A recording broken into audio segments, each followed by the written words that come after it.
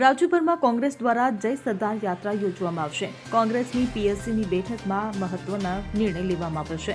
સરદારની 150મી જયંતિ નિમિત્તે રાજ્યભરમાં સરદાર યાત્રા યોજવામાં આવશે। રાજ્યના મહત્તમ તાલુકાઓને જોડતી આ સરદાર યાત્રા હશે। આ સાથે જ બારડોલી, કરમસદ, નડિયાદ સહિતની જગ્યાઓ પર વિશેષ કાર્યક્રમો યોજવામાં આવશે। ત્યારે રાજ્યમાં થઈ રહેલા ડિમોલિશન અંગે કોંગ્રેસ દ્વારા દેખાવો પણ કરવામાં આવશે તેમજ નોટિસ વગર તોડાઈ રહેલ ડિમોલિશન અંગે વિરોધ નોંધાવશે। નાગરિકોને બેઘર કરવાના નિર્ણયનો કોંગ્રેસ વિરોધ કરશે। Bureau report CN24 news. હવે જુઓ દેશ દુનિયાની તમામ ખબરો તમારી આંગળીના ટેરવે।